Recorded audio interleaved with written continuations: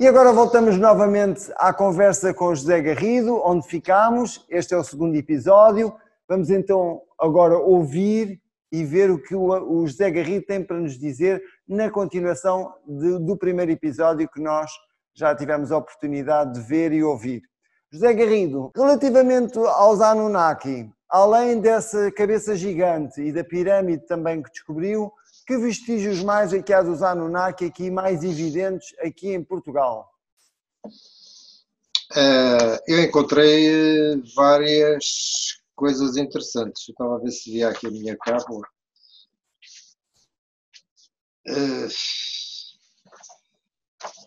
Portanto, encontrei... foram 3 pirâmides que encontrei. 3 locais de pirâmides. No Alentejo tenho 2 locais de pirâmides. E em que zona? Pode dizer em que zona?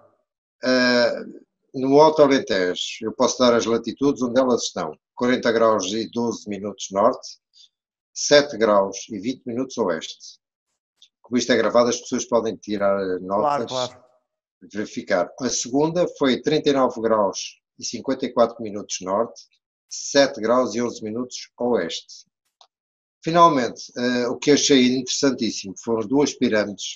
Eu penso que devem ser 3, mas eu francamente só vi 2. No norte, próximo da região de Vinhais, muito próximo, portanto, ficam à latitude 41 graus e 46 minutos norte e longitude 7 graus e 10 minutos oeste. Neste caso concreto, destas da zona de Trás-os-Montes, estas pirâmides,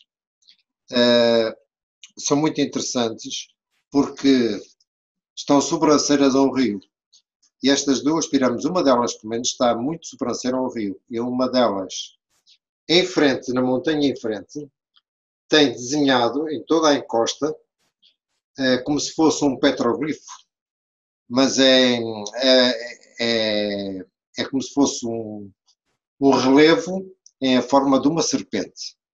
Quem está virado, digamos, para o lado nascente, quem está em cima da pirâmide está a olhar para o lado do nascente, vê na montanha um desenho nitidamente que é uma serpente. O que é engraçado é que eu consegui arranjar há uns 5 anos uma pessoa que estava ligada a uma universidade e que conseguiu excepcionalmente arranjar um radar de penetração do Sol. A nossa ideia era ir lá, pelo menos na parte superior, porque aquilo há uma espécie de um caminho, passa por cima das pirâmides, que entretanto aquilo deve ser muito antigo, porque com os sedimentos, com o tempo todo, elas ficaram parcialmente tapadas. Então tem um caminho até lá. E nessa que está mais sobranceira, um rio, o que é que nós tínhamos em mente?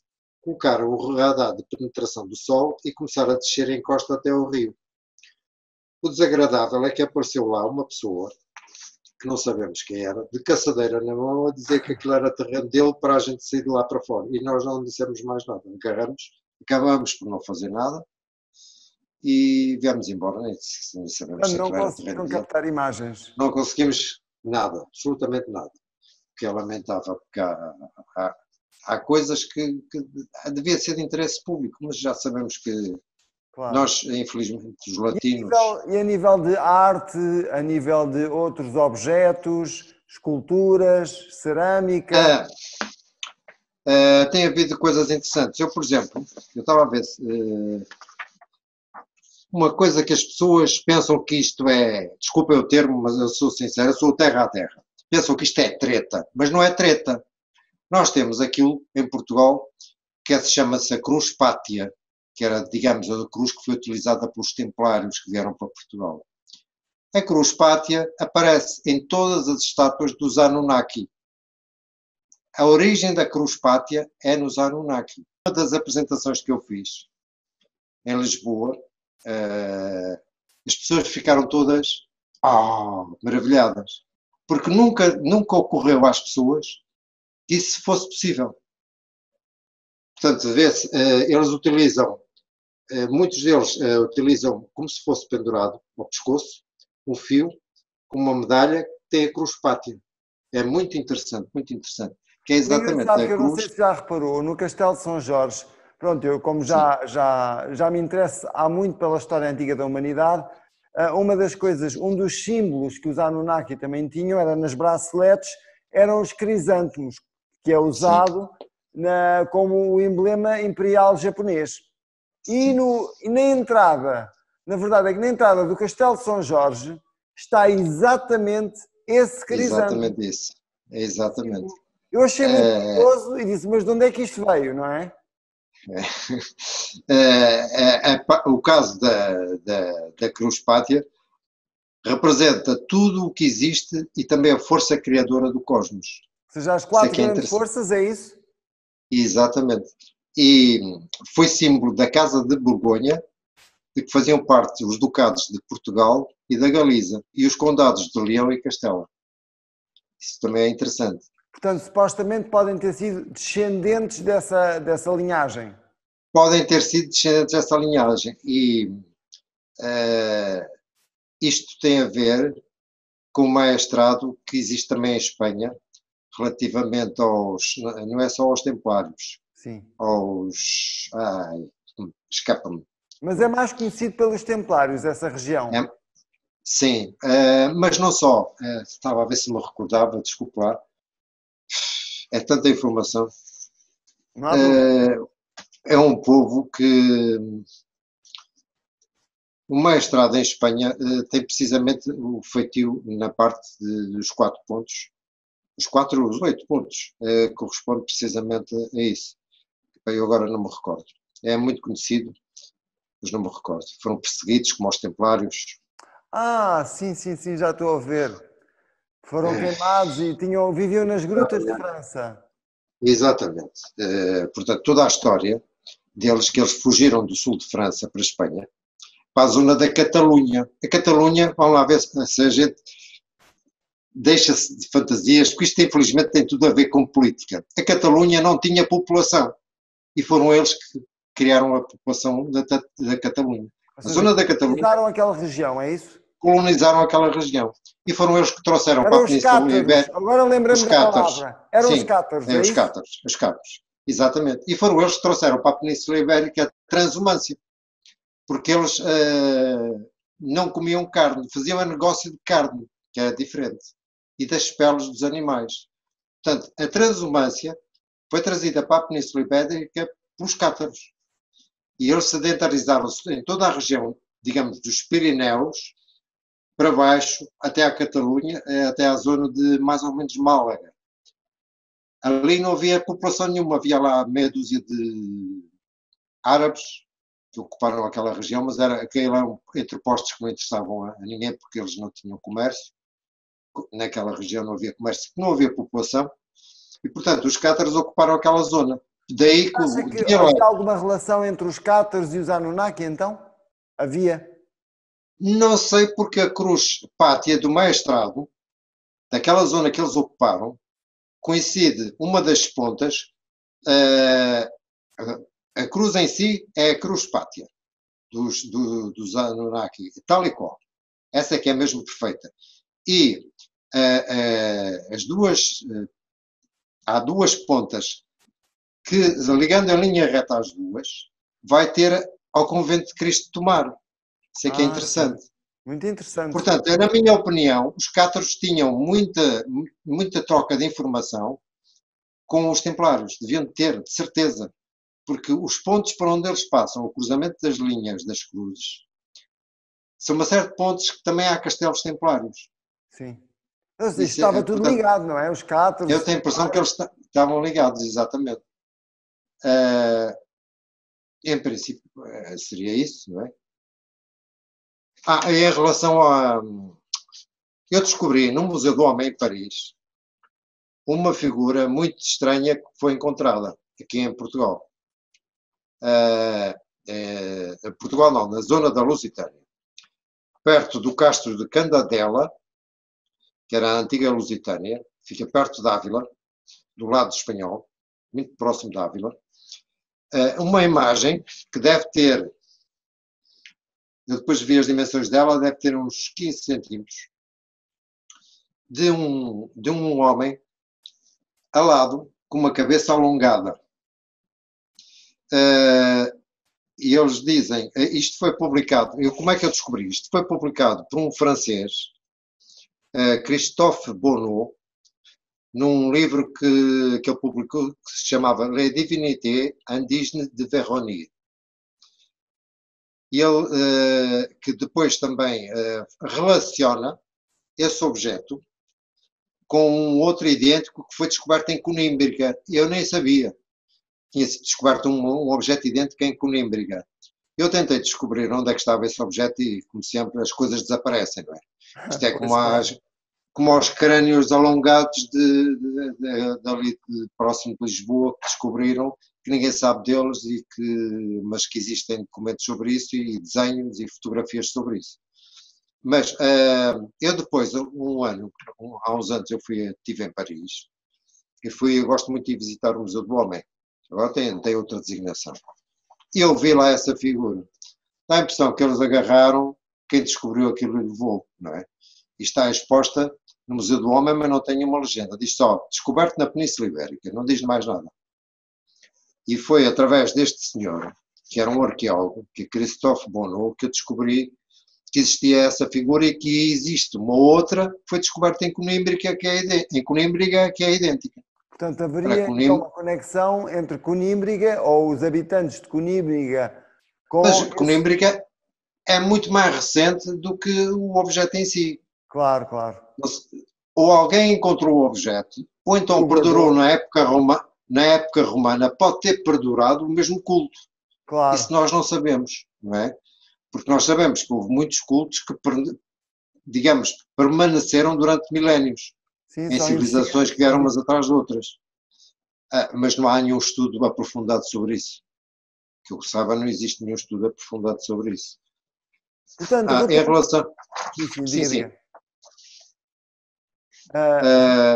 Peço desculpa. Relativamente à criação do homem, para si é claro, voltando um pouco atrás, a uma retrospectiva, relativamente à criação do homem, os Anunnaki realmente foram responsáveis, na sua opinião, e no resultado destas investigações, Sim, uma hibridização.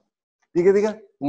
Uma hibridização digamos, dos macacotes, como eu costumo dizer, que existiam, claro, com genes deles, provavelmente com genes deles. Portanto, eles no fundo manipularam os hominídeos que existiam no planeta Terra para os tornar escravos, neste caso mais inteligentes e úteis ao trabalho de mineração, sim, do ouro das minas no planeta, e que depois, sim, deram origem a um homem muito mais inteligente, o Homo sapiens, e que, sim, chegou até nós. Portanto, nós ainda temos ADN Anunnaki. Provavelmente. Porque, vamos lá ver, nós temos que aceitar que a Terra tem cerca de 4.500, 4.800 milhões de anos. Já se chegou à conclusão que há 3.800 milhões de anos, quase 4.000 milhões, pouco tempo depois da formação da Terra, já existiam seres microscópicos cá, biológicos. O que é que acontece? Nada me garante que há 3.000 milhões de anos, a Terra já fria, não tenha começado a ser ocupada temporariamente por alguns povos estrelados. Por outras raças. Podem ser idênticas a nós, répteis, podem ser até, digamos,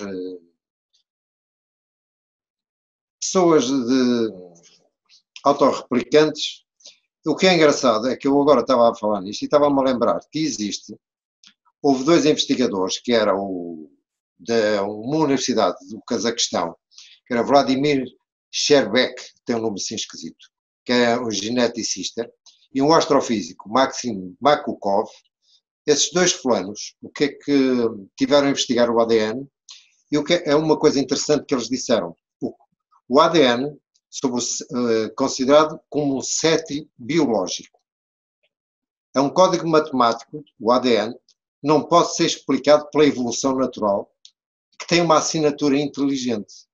O ADN humano está ordenado de uma forma tão exata que revela um elevado conjunto de padrões aritméticos e ideográficos de artificialidade que se adapta a todos os requisitos biológicos e termodinâmicos. Nós sabemos que o ser humano adapta-se a tudo. concluindo, estes dois, com o relatório que publicaram em 1994, diz assim, fomos inventados fora do sistema solar. Isto quer dizer muito. Claro. Também o o próprio Fred Hoyle, digamos que é o, não é o pai, mas é a pessoa que deu a designação em 1980 e tal, 70 e tal. Foi ele que atribuiu a designação de Big Bang à teoria da criação do universo do Hubble. O Fred Hoyle, num livro que publicou em 1984, na Universidade de Oxford, cujo título é Evolution from Space, a Theory of Cosmic Creationism, ele diz o seguinte, o Fred Hoyle é muito claro nisto. A hipótese de que a origem da vida na Terra evoluiu a partir de matéria inanimada é da razão de 1 para 40 milhões. Não houve sopa primordial nem neste nem em nenhum planeta. E se a origem da vida não foi aleatória, foi, portanto, produto da intencionalidade de alguma entidade alienígena. Isto disse o Fred Hoyle. Uma publicação da Universidade de Oxford. Portanto, não é qualquer um que publica lá, não é? Certamente ele tem razões e dados para dizer isso, não é? Sim, ele era uma pessoa muito bem relacionada e há coisas que nós não sabemos, ou melhor, alguns de nós sabem, mas não se atrevem a dizer. Claro. E ele era uma pessoa muito bem relacionada, todos os meios, científico, humano. Sociedades secretas também, se calhar? Provavelmente. E mesmo a nível militar, ele tinha muitos conhecimentos profundos e sabia muito bem o que é que dizia, e não é uma afirmação destas que ele dizia, digamos, de qualquer maneira, não é? Não era uma invenção dele, ele devia ter bases sólidas para isso. Claro. Para dizer e isso. Na sua opinião, quais são também outros vestígios destas civilizações ultraterrestres no nosso planeta? Acho que existe muito. Olha, não tenho descoberto grandes quantidades de vestígios. É na zona dos Urais, dos Montes Urais, e na zona da Península da Kamchatka, na Rússia. Portanto, fica no extremo oriental da Rússia. Tenho descoberto coisas interessantíssimas. Uma delas, por acaso até é curioso, como a portuguesa também descobriu. Eles descobriram, por exemplo, na Kamchatka, uma rocha que tinha incrustado um chip feito em papel. E não é que há uns anos atrás houve uma portuguesa que inventou um chip em papel? Extraordinário. Patenteou há poucos anos e aquilo salvou a rocha. Quando eles abriram a rocha, que estavam à procura porque aquela zona é rica em carvão e ferro. Mas quando abriram a rocha, encontraram no meio, no sedimento, a rocha tinha cerca de 300 milhões de anos. 300 milhões de anos. Portanto, se aquilo existe, ou aquilo foi trazido por algum asteroide que impactou ali na zona, e se foi trazido por um asteroide é porque já existia uma civilização fora do sistema solar. Ou então alguém veio cá e, como nós deitamos e tanto lixo fora, também deve ter perdido, se calhar, o chip ou uma coisa desse género. Sim. Deixou lá alguns vestígios. Sim. Sei lá, molas com cerca de 100 milhões de anos, objetos em forma de mola, sei lá, imensas coisas têm sido descobertas. Os russos têm uma coisa excelente nesse aspecto. Tudo o que descobrem divulgam na área científica do passado, que eles divulgam. Não escondem. Ao contrário dos norte-americanos que escondem tudo, então dizem logo que é tudo treta, que é tudo mentira. Sim, sim. Portanto, nesse aspecto são muito abertos. Por exemplo, eu fiquei admirado, porque há uns anos que eu desde 1966, que me dedico ao estudo dos OVNIs. Sim, sim. E descobri, li imensas coisas de trabalhos feitos, que já nessa época, na ex-União Soviética, eles eram extremamente abertos ao fenómeno OVNI, ao contrário do Ocidente, que era tudo escondido. Por exemplo, o Dr. Félix Siegel fez um trabalho excelente sobre o fenómeno OVNI, ninguém lhe deu valor. Também sobre o caso de Tunguska, ele também fez uma investigação profunda sobre Tunguska. Sei perfeitamente. Houve um livro que foi publicado por algo que não se sabe se foi um meteorito ou se foi uma nave, não é? Uma nave ou um cometa. Ele fez um trabalho profundíssimo e o Dr. Félix Siegel não era qualquer um. Era um astrofísico, cosmólogo, trabalhava para a Academia das Ciências da Rússia e desde sempre eles foram muito abertos nessa área. Tudo muito abertos. Portanto, para si, José Garrido, desde sempre, desde a criação da Terra, digamos, desde que a Terra era habitável, houve sempre visitas de civilizações ultraterrenas, extraterrenas, aqui no nosso planeta. Pode ter havido, há essa hipótese, porque nós vejamos que na física quântica é possível existirem multiversos. Universos paralelos. Aliás, a NASA já fala nisso e eu no meu próximo direto vou falar nisso. Outras dimensões. Exato. E nós não sabemos se muitos dos objetos, aliás, o Jacques Vallée, eu tirei aqui um apontamento, o Jacques Vallée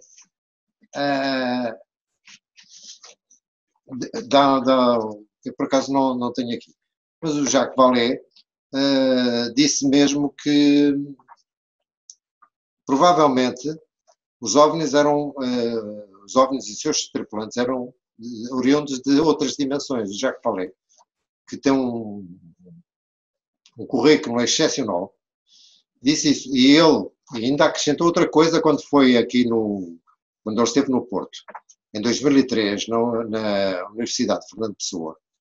Ele disse uma coisa notável acerca do SPAN, dos fenómenos aéreos não identificados. Chamamos eles o SPAN. A comunidade de pesquisadores interessados em OVNIs funciona de acordo com o seu próprio princípio de mediocridade, quando tenta categorizar e propor hipóteses explicativas do fenómeno. Isto a propósito de ele ter dito que eram fenómenos que podiam ser interdimensionais, coisa que poucas pessoas aceitam. Daí chamados ultraterrestres, pelo facto de estarem em outras dimensões, exatamente, e não na dimensão física, é isso? Exatamente. Isto é, podem passar de uma dimensão para outra. Isto para as pessoas é muito confuso. Claro, podem materializar-se na nossa dimensão e desmaterializar-se na nossa exatamente. dimensão. Podem estar, digamos, neste momento aqui, a assistir a esta nossa conversa. Nós não os vemos. Mas eles podem, porque eles estão numa outra dimensão, mas podem nessa outra dimensão ter capacidade de ver o que é que nós estamos a fazer aqui nesta. Sim. E se quiserem podem entrar e intervir. Claro, porque as outras dimensões interpenetram-se com a nossa. Exatamente, com a nossa. Nós temos um problema, por exemplo, que os gatos não têm. Os gatos vêm nas frequências da luminosidade da luz, vêm muito mais do que nós. E muitas vezes nós, se estivermos a apreciar um gato, ele vê alguma coisa a mover-se dentro de casa que nós não vemos. Porquê? Porque o nosso espectro, a nossa visão, nós temos uma abrangência muito reduzida, muito limitada, e o espectro é enorme. É verdade. Portanto, nós não sabemos... Por isso é que as pessoas, quando tomam substâncias que lhes permitem expandir a consciência, conseguem então ver outras dimensões que não são visíveis ao olho humano. Exatamente, mas não conseguem interagir, enquanto que eles conseguem interagir. Portanto, está a dizer que os terrenos, neste caso, conseguem perfeitamente agir na nossa dimensão. Podem conseguir. É possível. Pela física quântica é possível. E o Stephen Hawking diz mesmo isso. Então, se eles são muito avançados, certamente conseguem fazer coisas que nós não conseguimos. Nós não conseguimos. Nós nem imaginamos, não é? Portanto, a passagem de uma... Está a ser extraordinária a nossa conversa. Eu estou a adorar, claro, e certamente muitos dos nossos espectadores ficaram ainda com mais dúvidas, com mais questões. Eu gostaria de continuar ainda a nossa conversa, mas agora já estamos a chegar ao fim deste segundo episódio. Vamos então marcar uma outra entrevista para podermos falar também dos seres ultraterrestres e não só, também dos seus livros, da quantidade de livros que já editou, que já escreveu e que muitos deles têm tema, cada um deles gera um tema interessantíssimo para uma entrevista no nosso canal. E eu gostava muito que nós pudéssemos... Com prazer, estarei a fazer todo o prazer. abordar um dos seus livros novamente. Sim, senhor, terei todo o prazer. Isso. Muito obrigado, José Garrido, por estar connosco. Obrigado a todos por estarem connosco no nosso canal, ouvirem estas informações tão extraordinárias para alguns de vocês, para outros já são mais comuns, são aqueles que já estão mais despertos nestas áreas, já são informações mais comuns, digamos, para aqueles que ainda é surpreendente. Investiguem, pesquisem por vocês próprios e vejam se realmente isto faz sentido para vocês. Mas o meu conselho é investiguem. Investiguem e vejam se isso ressoa, se aquilo que encontram ressoa com aquilo que vocês têm dentro de vocês, com o conhecimento que vocês possuem. Muito obrigado a todos. Já sabem, subscrevam o nosso canal, associem-se a nós no Facebook e no Instagram, em Conversas da Alma, em canal Conversas da Alma. Ponham um like se gostaram da entrevista e partilhem, claro, para que os vossos amigos possam também usufruir destes conhecimentos fantásticos que o José Garrido hoje partilhou aqui connosco. José Garrido, uma vez mais, muito obrigado. Muito obrigado. Até uma próxima entrevista e muito sucesso para o seu trabalho. Muito obrigado.